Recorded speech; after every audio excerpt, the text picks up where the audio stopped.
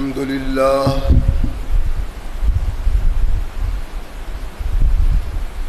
لله نحمده ونستعينه ونستغفره ونؤمن به ونتوكل عليه ونعوذ بالله من شرور أنفسنا ومن سيئات أعمالنا من يهده الله فلا مضل له ومن يضلل فلا هادي له ونشهد أن لا إله إلا الله وحده لا شريك له ونشهد أن محمدا عبده ورسوله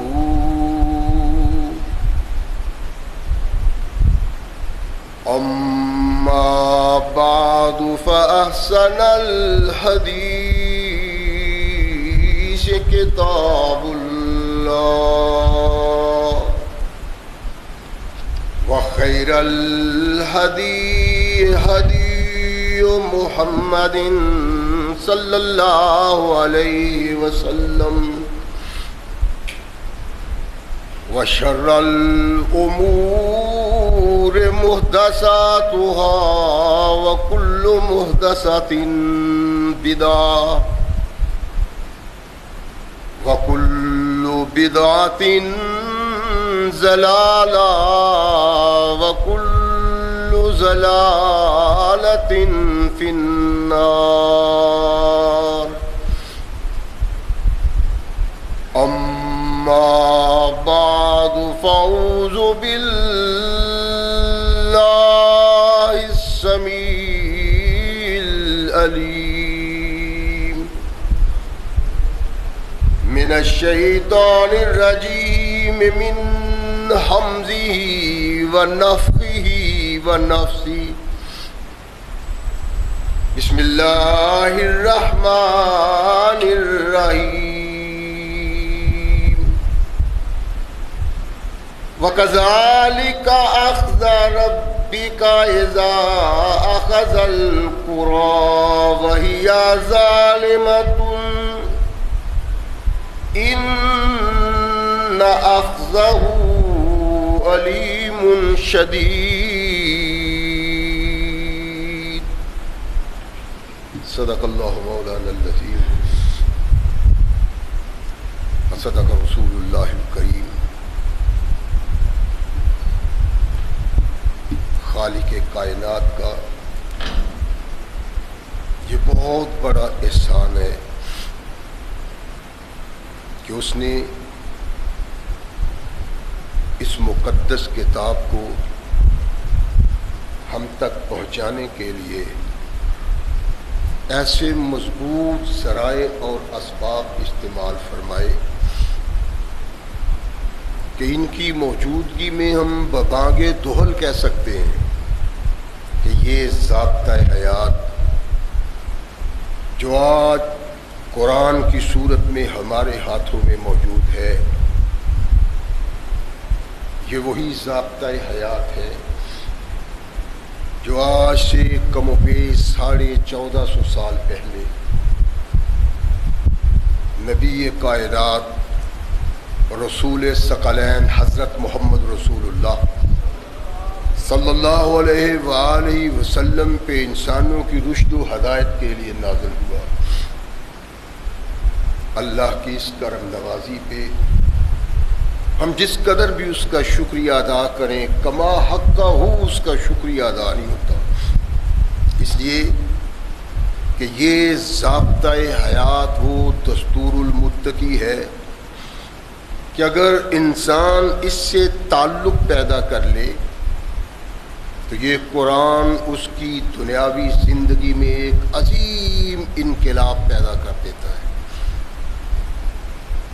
اور اگر اس کو اپنے جسم و روح پہ نافذ کر لیا جائے تو یہی وہ مقدس ضابطۂ حیات ہے جو انسان کو دنیا کے ساتھ ساتھ عاقبت کی کامیابی کی ضمانت بھی دیتا ہے۔ مگر صدحیف ایسے ضابطۂ حیات کی موجودگی کے باوجود آج ہم تختہ عز پہ اتنی بد نصیبی کی زندگی بسر کر رہے ہیں کہ شاید کوئی قوم ہم سے بڑھ کے بد نصیب نہ ہو۔ اس کا سبب کیا ہے؟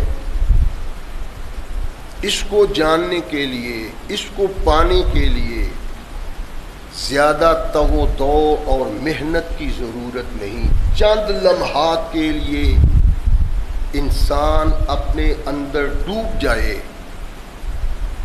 تو اس کو رہنمائی مل جائے گی کہ وہ قوم جس کو قرآن اور محمد رسول اللہ صلی اللہ علیہ وسلم نے زمین سے اٹھایا اور آسمان کی رفتوں تک پہنچایا، وہی قوم آج زمین کی نکبتوں میں کیوں کھڑی ہوئی ہے؟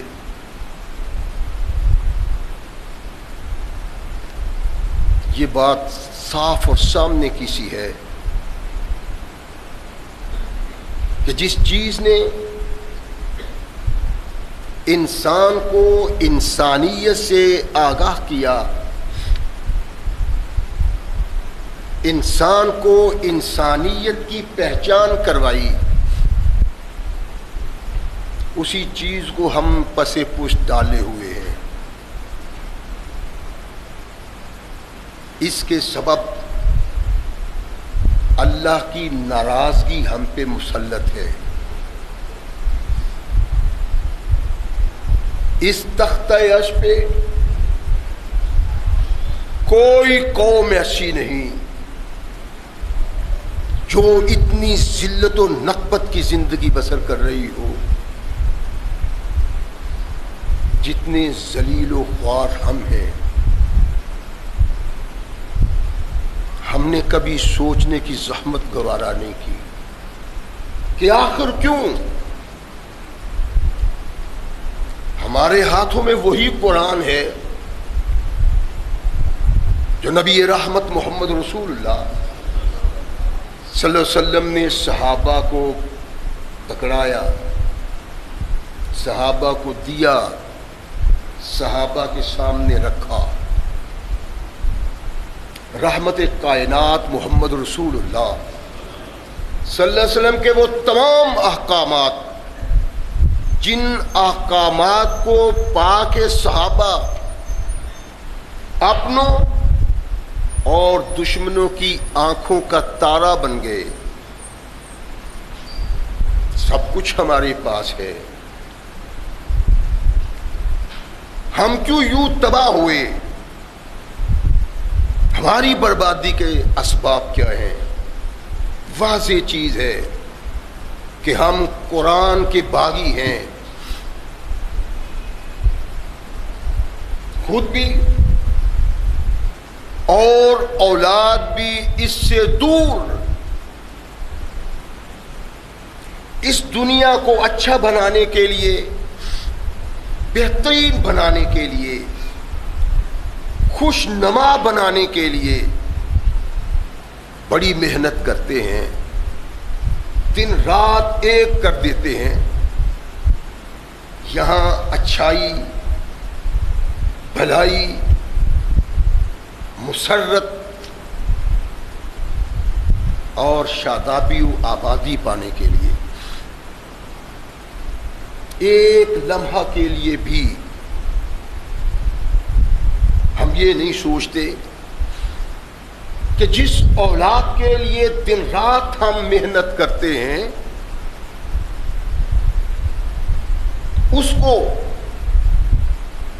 دنیا میں بہترین زندگی بسر کرنے کے لیے اس کے ساتھ ہم معاونت کرتے ہیں، بہترین اسکول میں، بہترین کالج میں، یونیورسٹی میں داخل کرواتے ہیں، اس کی فیسیں دیتے ہیں۔ پھر یہی نہیں بلکہ سکول اور کالج سے ہٹ کے ہم اپنی اولاد کی ٹیوشن رکھتے ہیں، 5-5، 8-8، 10-10 ہزار روپیہ ٹیوشن۔ کس لیے؟ کہ اس کی دنیا میں باغ و بہارا ہو، یہ شاداب و آباد رہے، پریشانی اس کے قریب نہ آئے۔ یہ دنیا جس کے متعلق کوئی نہیں جانتا کہ میں نے یہ قدم اٹھایا ہے، دوسرا اٹھا سکتا ہوں کہ نہیں۔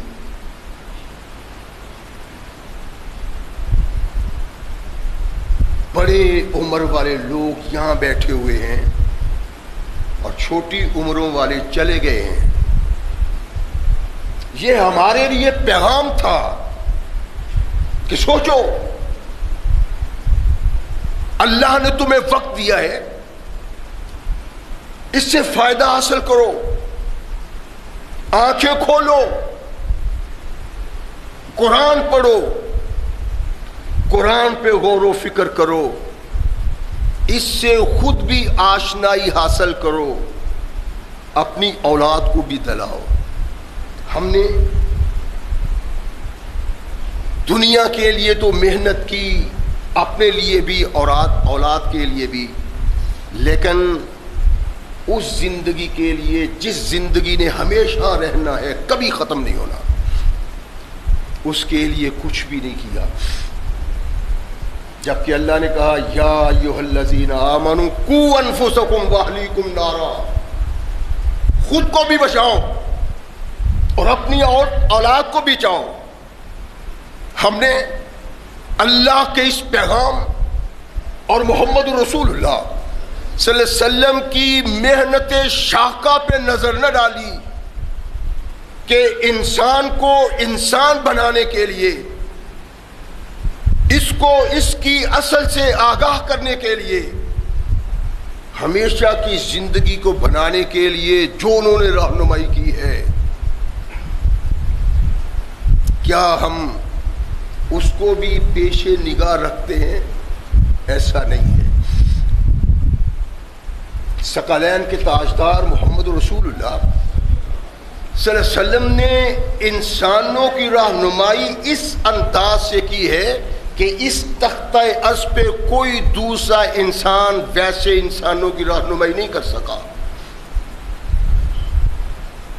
مسلمان کی بات نہیں کہ وہ عقیدت رکھتا ہے، احترام ہے اس کے سامنے۔ کافر بھی جب دنیا میں انقلاب پیدا کرنے والے انسانوں کا ذکر کرتا ہے تو سر فہرست محمد رسول اللہ کو رکھتا ہے، اس سے کوئی انکار نہیں کر سکتا۔ جس قوم کا قائد، اس کا رہنما انسانیت کو انسان سے آشنا کروانے کے لیے ایک بڑا کردار ادا کرتا ہے، اسی قائد کو ماننے والے، اسی رہنما کو ماننے والے آج زمین پہ انتہائی بد نصیبی کی زندگی بسر کرتے ہیں۔ اس کا سبب کیا ہے؟ وہ جو قرآن کہتا ہے، وہ جو محمد رسول اللہ صلی اللہ علیہ وسلم کہتے ہیں، اللہ کہتے ہیں کہ یہ بات اپنے پیش نگاہ رکھو، میں جب کسی قوم کو گرفت کرتا ہوں،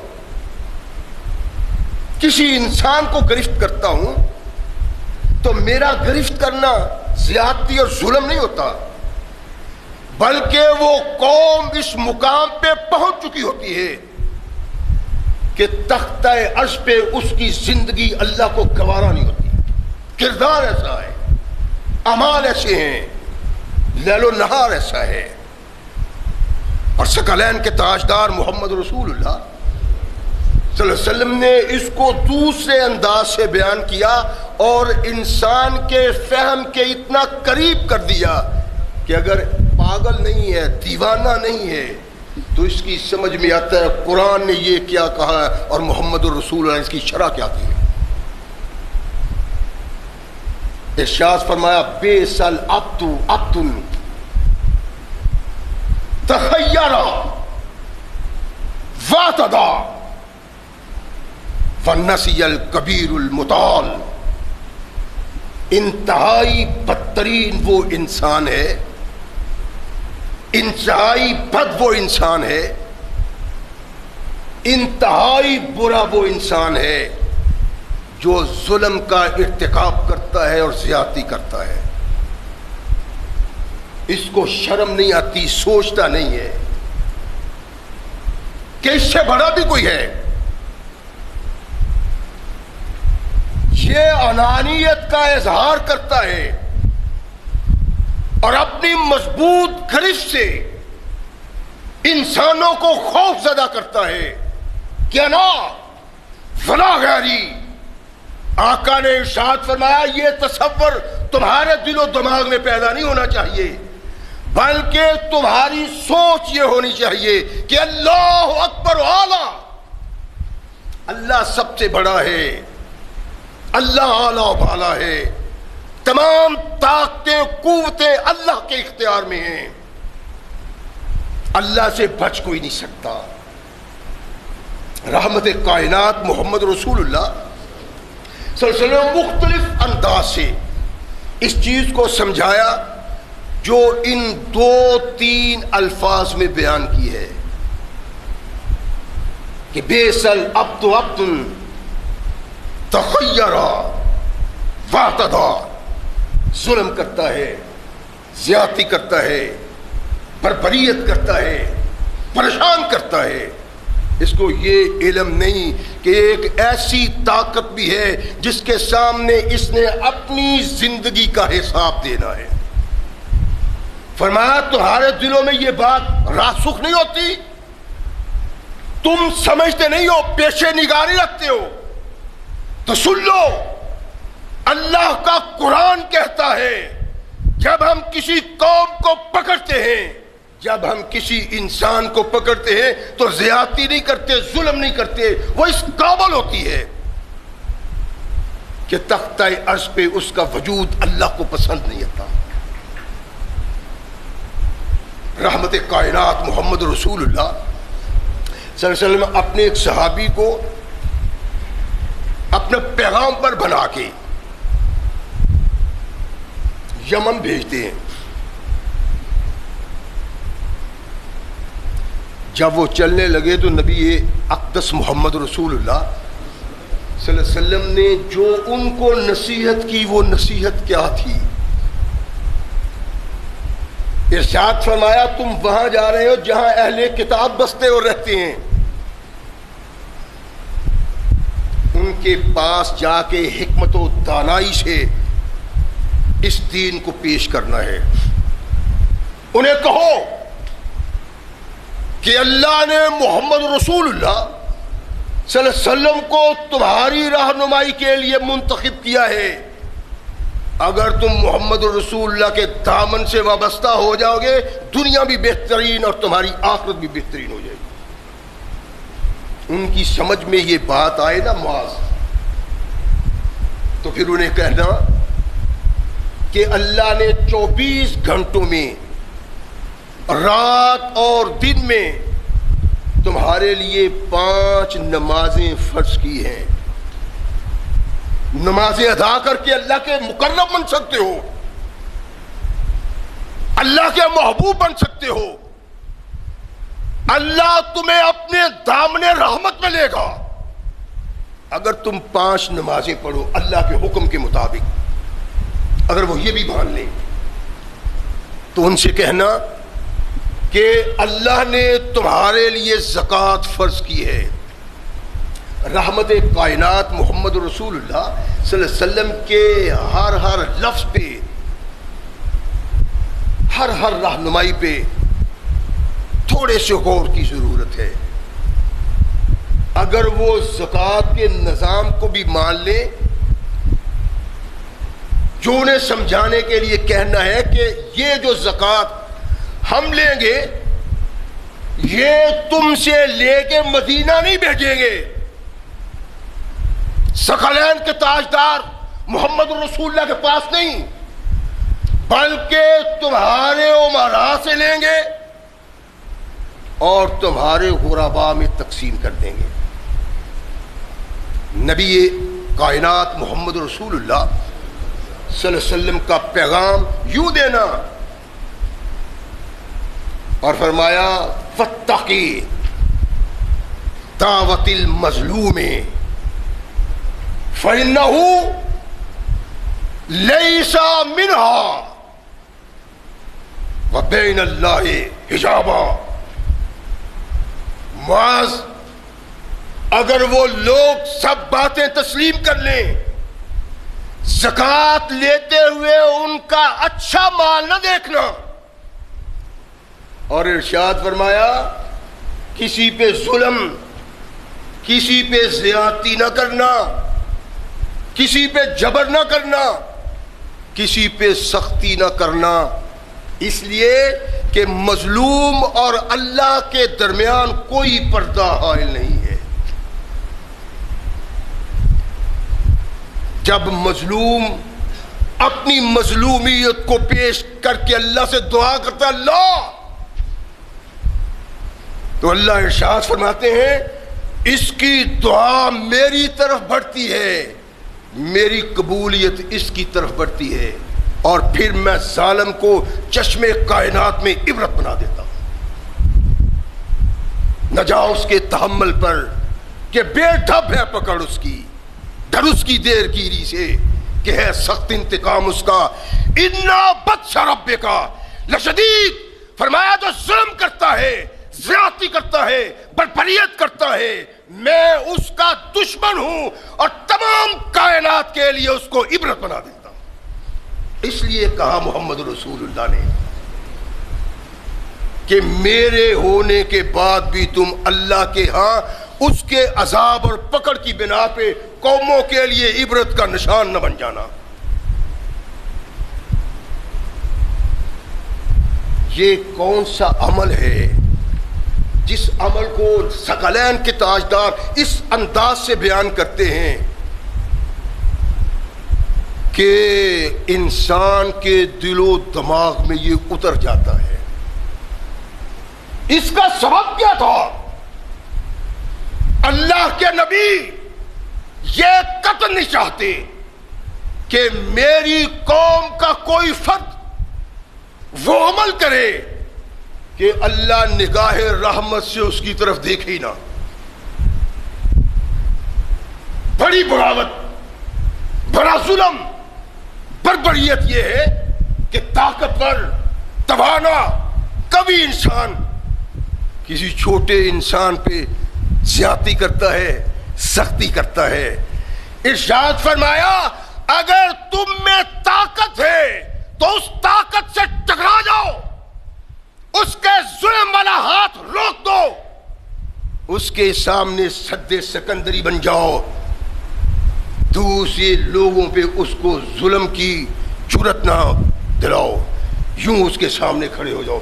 فرمایا نبی رحمت محمد رسول اللہ صلی اللہ علیہ وسلم نے کمال اللہ کے نبی علیہ الصلوۃ والسلام کی رہنمائی ہے۔ اللہ کی قسم اس لیے نہیں کہتے کہ ایسی رہنمائی، ایسی وصیت، ایسی نصیحت جو انسان کو عزت و وقار کے اس مقام پہ پہنچائے جس مقام پہ کائنات کا کوئی ناصح انسان کو پہنچا نہیں سکا، یہ محمد رسول اللہ صلی اللہ علیہ وسلم کا کردار ہے۔ اور اللہ کے نبی نے وہ کردار کر دکھایا کہ غیروں نے کہا کہ واقعی کائنات میں محمد جیسا انقلاب کوئی پیدا نہیں کر سکتا۔ کافر کہتا ہے، منکر کہتا ہے محمد رسول اللہ کا۔ صحابہ بیٹھے ہوئے، اللہ کے نبی اس عمل سے کس طرح مسلمانوں کو محفوظ رکھنا چاہتے ہیں کہ جس کے ارتکاب کے بعد انسان اللہ کی پکڑ سے بچ نہیں سکتا، اللہ کے عذاب سے بچ نہیں سکتا۔ مولا کائنات اس عمل سے بچانے کے لیے مختلف انداز سے ان کے سامنے اس عمل کو رکھتے ہیں کہ بچ جاؤ. صحابہ بیٹھے ہوئے, اتدرون مل مفلس ہو, میرے صحابہ تمہیں علم ہے, خبر ہے کہ مفلس کون ہے؟ اللہ کے نبی یہ بھی کوئی پوچھنے والی بات ہے؟ وہ من لا درہم لہ ولا متاع, اس کے پاس درہم و دینار نہ ہو, اس کے پاس مال و دولت نہ ہو, اللہ کے نبی وہ مفلس ہے. ثقلین کے تاجدار محمد رسول اللہ صلی اللہ علیہ وسلم پہلے انسان کو جگانا چاہتے ہیں, ان کے اس کے دل و دماغ کو بیدار کرنا چاہتے ہیں کہ کہنا کیا چاہتے ہیں آقا. اتدرون مل مفلس ہو, مفلس سامنے کی بات ہے. اللہ کے نبی وہ انسان مفلس ہے جس کے پاس مال نہیں, دولت نہیں, زر نہیں, زمین نہیں, جس کے پاس کوئی بھی بتا نہیں. کائنات کے آقا نے ارشاد فرمایا نہیں نہیں نہیں. صحابہ نے جب رسول اللہ صلی اللہ علیہ وسلم نے نہیں نہیں سنا نا تو کان کھڑے ہو گئے. مفلس کہتے کس کو ہیں؟ غریب کہتے کس کو ہیں؟ دنیا کی جس قوم کے جس فرد کے ساتھ آپ رابطہ کر کے پوچھیں گے مل مفلس ہو, وہ کہے گا. لیکن کائنات کے آقا محمد رسول اللہ صلی اللہ علیہ وسلم نے ارشاد فرمایا کہ یہ مفلس نہیں ہے. اللہ کے نبی پھر مفلس کون ہے؟ ارشاد فرمایا میری قوم کا وہ فرد جو روزہ لے کے آئے گا حشر میں, نماز لے کے آئے گا, صدقات و زکات لے کے آئے گا. اللہ تو نے دیا, تیرے لیے سب کچھ قربان, زکات دی, صدقات دیے, خیرات کی, نماز پڑھی, حج ادا کیا, سب کچھ کیا. کس لیے؟ اللہ کی رضا کے لیے. لیکن میرے آقا نے ارشاد فرمایا جب وہ یہ سب کچھ لے کے آئے گا اس کے ساتھ ساتھ ایک اور چیز بھی وہ اپنے ساتھ لے کے آئے گا. اللہ کے نبی کے ثواب ہماری طرح کے نہیں تھے کہ واحد تقریر کر کر کے گلا پھاڑ لے. وہ محنت و مشقت کر کے ہیرے چن کے لائے تو ہم اس کے سامنے بیٹھے سو رہے ہوں. صحابہ ایسی شخصیات کو کہا جاتا ہے جن کے سامنے عاقبت کی بات ہو تو ان کو آئی ہوئی نیند بھی اڑ جاتی تھی. اللہ کے نبی کی طرف متوجہ ہیں. اللہ کے نبی وہ کیا فرمایا؟ وہ آئے گا زکات کے ساتھ, نماز کے ساتھ, روزے کے ساتھ, عمل تمام کیے ہوں گے, لیکن زندگی یوں بسر کی ہوگی نمازی نے, حاجی نے, شب زندہ دار نے, کہ کسی پہ ظلم کیا ہوگا, کسی کی جائیداد چھینی ہوگی, کسی کو مار دھاڑ کی ہوگی, کسی کا خون کیا ہوگا. اللہ کے دربار میں جب آئے گا یہ نمازی, شب زندہ دار, حاجی, اللہ کے حضور اللہ تیری رضا کے لیے زندگی بسر کی. آنے والا ایک آتا ہے کہتا ہے اللہ ان حاجی صاحب نے, پانچوں وقت کے نمازی صاحب نے, شب زندہ دار نے میری عزت کو پامال کیا تھا. اللہ کا موڈ ہی بدل جائے گا. یہ تو حاجی تھا, شب زندہ دار تھا, نمازی تھا, جس کو دیکھ کے اللہ کا چہرہ مسکرا اٹھے. لیکن جب آنے والے نے کہا اللہ یہ انسان وہ ہے جس نے میری عزت کو پامال کیا تھا, اللہ اس کی طرف دیکھیں گے. اور محمد رسول اللہ صلی اللہ علیہ وسلم نے کیا ارشاد فرمایا کہ واقعی جو تم نے کہا ہے مال و زر دولت, فرمایا یہ کچھ بھی اس کے پاس نہیں ہوگا. کروڑ پتی تھا, ارب پتی تھا، لوگ سلام کرتے تھے، یہ زکات دیتا تھا، صدقات دیتا تھا، خیرات کرتا تھا، لیکن سب کچھ کے باوجود یہ لوگوں کی عزتوں کو پامال بھی کرتا تھا۔ نبی رحمت محمد رسول اللہ صلی اللہ علیہ وسلم، بخاری کی روایت ہے کہ جبریل کو کہا فلاں بستی جا کے الٹاؤ، کہنے لگا اللہ وہاں تو تیرا ایک وہ بندہ ہے جس نے آنکھ جھپکنے برابر بھی تیری نافرمانی نہیں کی۔ فرمایا اس کو بھی اس قوم کے ساتھ الٹ دو، غرق کر دو زمین میں نے اس کی عبادت کو کیا کرنا ہے جس نے میرے بندوں کو گناہوں سے بچانے کے لیے کوشش ہی نہیں کی۔ سب زندہ دار، اللہ میری عزت کو پامال کیا، کیوں؟ اس کا سر جھکا ہوا ہے۔ کبھی یہ اللہ کے سامنے نماز میں جھکتا تھا، سجدہ کرتے ہوئے جھکتا تھا، آج اپنے اس عمل کی بنا پہ شرمندگی کے ساتھ اس کی آنکھیں جھکی ہوئی ہے، سر جھکا ہوا ہے۔ کہو خاموش ہے۔ اللہ ارشاد فرمائیں گے اس کی نیکیاں لو اور اس سائل کے نامہ اعمال میں درج کر دو۔ شب زندہ دار، زکات دینے والا، صدقات دینے والا، خیرات کرنے والا، جابر اور ظالم جو اللہ کی مخلوق پہ ظلم کرتا ہے، جبر کے پہاڑ توڑتا ہے، ان کی کمزوری کی بنا پہ ظلم و ستم کی انتہا کر دی۔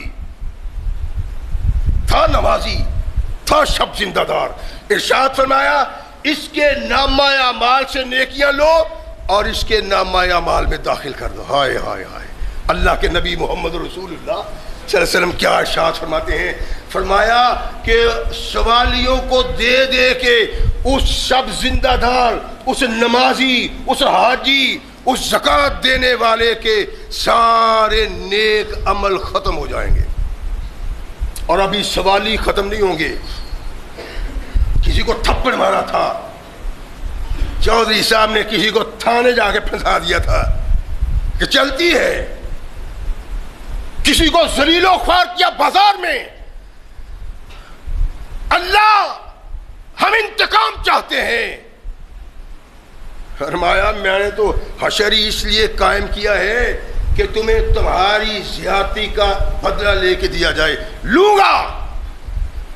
میرے آقا نے ارشاد فرمایا تمام نیکیاں، تمام بھلائیاں، صدقات و خیرات، روزہ، شب زندہ داری، جتنا اجر و ثواب تھا اللہ نے سارا چھین لیا۔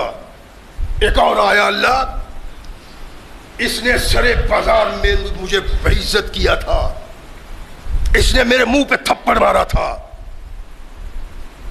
اللہ ارشاد فرمائیں گے اب، کہتے ہیں اللہ کیا رہ گیا ہے میں جو اس کو دوں؟ نبی رحمت محمد رسول اللہ صلی اللہ علیہ وسلم ارشاد فرماتے ہیں کہ اس کی برائیاں لی جائیں گی۔ کس کی؟ جو سوالی ہے، جو مظلوم ہے، جس پر ظلم ہوا ہے۔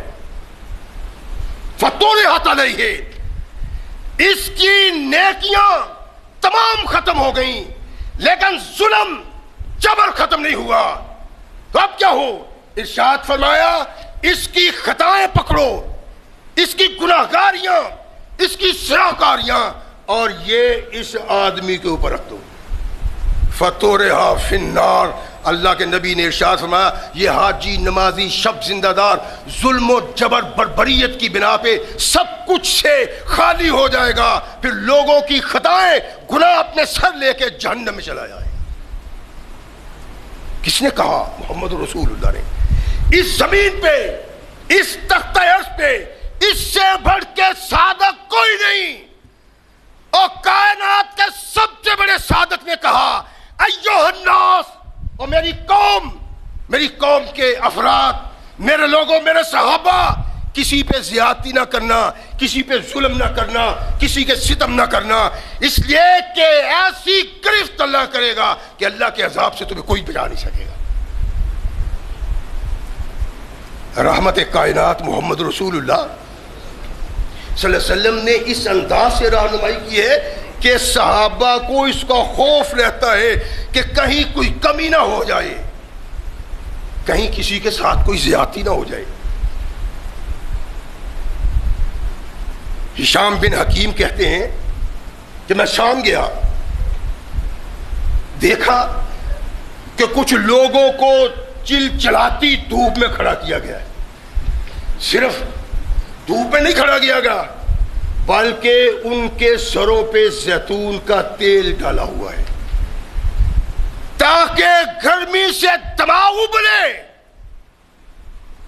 صحابی رسول نے دیکھا، پریشان ہو گیا، ما ھذا، اور یہ کیا ہے؟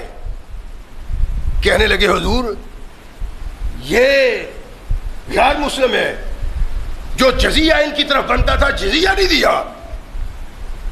اور فرمایا اشہدو، میں گواہی دیتا ہوں، لسمعت رسول اللہ صلی اللہ علیہ وسلم ان اللہ یعذب الذین یعذب الناس فی الدنیا۔ مجھے آقا کائنات کا وہ پیغام یاد ہے کہ میرے مولا نے کہا جو دنیا میں کسی کو عذاب دیتا ہے وہ کیسا انسان ہے، قیامت کو اللہ اس کو عذاب دیں گے۔ سوچا کبھی ہم نے؟ او اللہ کے بندو، اس جہان سے جانا ہے، اور یہ بات پیش نگاہ رکھے جو تقریباً میں دوسرے تیسرے خطبہ جمعہ میں کہتا ہوں کہ جن لوگوں کو تم ووٹ دیتے ہو ان کی بنا پہ جس پہ ظلم ہوتا ہے اس ظلم کا وبال اسی بدماش پہ نہیں ہے، ایم این اے پہ نہیں، ایم پی اے پہ نہیں، بلکہ اس کو M N A M P A بنانے والوں کے سر پہ بھی ہے۔ انہوں نے اس کو اس مقام پہ کھڑا کیا کہ یہ ظلم و بربریت کے پہاڑ توڑے، کوئی پوچھنے والا نہ ہو۔ ایک ساتھی نے کلپ دکھایا تھا شیخوپورے میں، نوجوان کے دونوں ہاتھ بندھے ہوئے ہیں، دونوں ٹانگیں بندھی ہوئی ہیں، اور یہ بجلی کی جو تار ہے نا اس تار کے ساتھ اس کو مار رہا ہے۔ چودھری کا کتا، عام طور پہ یہ چودھری فودھری پھودھری جو ہے نا یہ ظلم اور بربریت کے پہاڑ ہیں۔ ان بد کرداروں کو اس مقام پہ ہم نے کھڑا کیا ہے۔ سارے گاؤں کے دیہاتوں کے شہروں کے چودھری، M N A M P A, یہ تمہارے وہ لے کے اللہ کی مخلوق پہ ظلم و بربریت کے پہاڑ توڑتے ہیں۔ صرف ان بے غیرتوں کو نہیں پکڑا جائے گا بلکہ تم بھی اللہ کی پکڑ میں آؤ گے۔ آتے نہیں ہیں؟ کھانے کو کچھ نہیں، پینے کو کچھ نہیں، پہننے کو کچھ نہیں، اس طرف سے بھی ٹیکس، اس طرف سے بھی ٹیکس، اور روتے ہیں اپنی جان کو۔ اور میں اگر سوختہ ساما ہوں تو یہ روزے سیاہ خود دکھایا ہے میرے گھر کے چراغاں نے مجھے۔ آج یہ تباہی، آج یہ بربادی، آج یہ رونا، آج بھوکا رہنا، آج پیاسا رہنا، اس سبب ہے کہ ہم نے آج سے بدماشوں کو برسر اقتدار لا کے بٹھا دیا ہے کہ وہ اپنے لیے تو سوچتے ہیں، مخلوق کے لیے کچھ نہیں سوچتے، قوم کے لیے کچھ نہیں سوچتے۔ نبی کائنات محمد رسول اللہ صلی اللہ علیہ وسلم نے ارشاد فرمایا کہ ہر وہ انسان جو ظلم اور بربریت کرتا ہے اللہ اس کو جب گرفت کرتی ہے، یہ جو قرآن میں اللہ نے کہا ہے کہ جب بھی ہم پکڑتے ہیں ظالم کو، ظالم قوم کو، من حیث القوم، تو ہم کوئی ظلم نہیں کر رہے ہوتے، ان کا کردار ایسا ہوتا ہے، ان کے افعال ایسے ہوتے ہیں، ان کے لیل و نہار ایسے ہوتے ہیں۔ اللہ کے نبی علیہ الصلوۃ والسلام نے ایک صحابی کو دیکھا، صحابی کون ہے؟ بدری صحابی، جس کے متعلق اللہ نے کہا میرے محمد صرف ان کو میرا پیغام دے دو کہ میں نے ان لوگوں کو بخش دیا ہے۔ وہ صحابی خود ہی روایت کرتے ہیں ابو مسعود کہ میں اپنے غلام کو مار رہا تھا، وہ چیخ رہا تھا، میں مار رہا تھا، ایک آواز آئی، اعلم ابا مسعود، کہتے ہیں میری کانوں میں وہ آواز آئی لیکن میں نے پہچانا نہیں کہ آواز دینے والا کون ہے۔ غیاظ میں تھا، غضب میں تھا، غصے میں تھا، اپنے خادم کو مار رہا تھا، اپنے غلام کو مار رہا تھا. پھر وہ شخصیت قریب آئی، اس نے کہا اعلم، کہتے ہیں کہ میں نے دیکھا وہ نبی کائنات محمد رسول اللہ سے، اعلم ابا مسعود ان اللہ اقدر علیک منک علی ھذا الغلام، فرمایا جتنی تو طاقت اور قوت اختیار اس غلام پہ رکھتا ہے، اس سے زیادہ اللہ تجھ پہ اختیار رکھتا ہے. کہتے ہیں اللہ کی قسم محمد رسول اللہ صلی اللہ علیہ وسلم نے اس انداز سے کہا کہ اللہ کے نبی کی دہشت سے میرے ہاتھ سے کوڑا چھوٹ گیا. ہوا حر لوجہ اللہ تعالی یا رسول اللہ، اللہ کے نبی میں نے اس کو اللہ کی رضا کے لیے معاف کر دیا، آزاد کیا. ہوا حر، آزاد ہے میرے آقا، میرا غلام تھا، میرا خادم تھا، مال و زر سے خریدا تھا. میرے آقا اگر ایسا ہی ہے یہ منظر کہ اس کو مارنا میرے آقا کو اتنا غصے میں لاتا ہے، تو میرے آقا میں نے اس کو آزاد کر دیا. رحمت کائنات محمد رسول اللہ صلی اللہ علیہ وسلم نے ارشاد فرمایا ان لم تفعل لمست النار، اگر تو اس کو آزاد نہ کرتا تو تجھے جہنم کی آگ چھو لیتی. کس کو؟ صحابی رسول. کون صحابی رسول؟ بدری، جس کی بخشش کا رب نے قرآن میں اعلان کیا، جن کی بخشش کا محمد رسول اللہ صلی اللہ علیہ وسلم نے برسر عام کہا کہ یہ وہ لوگ ہیں جن کو اللہ نے بخش دیا ہے. اس کو دھمکی دی رسول اللہ صلی اللہ علیہ وسلم نے. کس بنا پہ؟ ظلم کی بنا پہ. کیا ہم ان چودھریوں سے بائیکاٹ کرتے ہیں جو مخلوق پہ ظلم کرتے ہیں، بربریت کے پہاڑ توڑتے ہیں؟ چودھری ہیں، لینڈ لارڈ ہیں، اٹھا کے تھانے پہنچا دیا. تھانے میں بھی اتنا غیرت مند بیٹھا ہوا ہے جو نہیں سوچتا کہ یہ جو آیا ہے کیا اس قابل ہے کہ اس کے ساتھ زیادتی کی جائے. وہ کرتا ہے چودھری کی بنا پہ، پھنے خواہ کی بنا پہ، بٹ صاحب کی بنا پہ کہ اگر میں نے اس کی نہ مانی تو ایم پی اے ناراض ہو جائے گا، ایم این اے ناراض ہو جائے گا. یہ ایم پی اے، یہ ایم این اے جو ظلم کا سبب بنتے ہیں، سارے اللہ نے جہنم کی آگ میں ڈال دینا ہے. اور ہمارے پاکستان میں یہی ہے. کون سا ایم پی اور ایم این اے جو ظلم نہیں کرتا، جو ستم نہیں کرتا، جو مخلوق کو تنگ نہیں کرتا، جس کی بنا پہ لوگ پریشان نہیں ہیں. اور اس کا سبب ہم ہیں جو ان لوگوں کو ووٹ دیتے ہیں. آج نہیں اس بات کا پتہ چلے گا، اس لیے کہ ایم پی اے کے ساتھ مل کے، ایم این اے کے ساتھ مل کے اچھا کھانا ملتا ہے، چودر ملتی ہے، تھانے میں کرسی ملتی ہے، لوگ بات سنتے ہیں. ایم پی اے کا دایاں ہاتھ ہے، ایم این اے کا بایاں ہاتھ ہے، اس کو سلام ہے.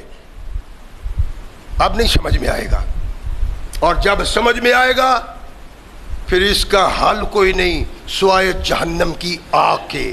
ثقلین کے تاجدار محمد رسول اللہ صلی اللہ علیہ وسلم نے ارشاد فرمایا کہ کوئی گناہ ایسا نہیں. سننے والی محمد رسول اللہ کی حدیث اور بات اللہ کے نبی کی. فرمایا کوئی گناہ ایسا نہیں. زانی، اس کو سزا مل گئی. شرابی، اس کو سزا مل گئی. قاتل، اس کو سزا مل گئی. کوئی مجرم، کوئی برا عمل کرنے والا ایسا نہیں جس کو دنیا میں سزا مل جائے پھر باقی بھی اس کی سزا رہے جو قیامت کو اس کو ملے. کوئی نہیں ہے. مثل البغی، فرمایا ظالم کے علاوہ. اللہ ظالم کو دنیا میں بھی پکڑتا ہے، عبرت کا نشان بناتا ہے. فرمایا اس سب کچھ کے باوجود قیامت کے دن کو بھی اس جہنم کی آگ کے سپرد کر دیا جائے گا. جو ظلم کرتا ہے مخلوق پہ، جو زیادتی کرتا ہے مخلوق پہ. ارشاد فرمایا وہ اللہ کے نزدیک مغضوب ہے، اور مغضوب سے جس انداز سے اللہ بات کریں گے وہ اللہ نے بیان کر دیا قرآن میں اور محمد رسول اللہ نے اپنے فرمان میں.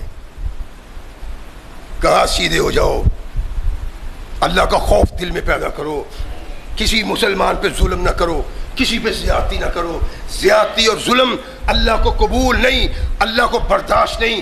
بڑا حاجی، بڑا نمازی، شب زندہ دار، اس کے سارے اعمال نیکیاں ختم ہو جائیں گی، پھر اس کو جہنم میں ڈال دیا جائے گا اگر یہ مخلوق پہ ظلم کرتا ہے، اگر مخلوق کے ساتھ زیادتی کرتا ہے۔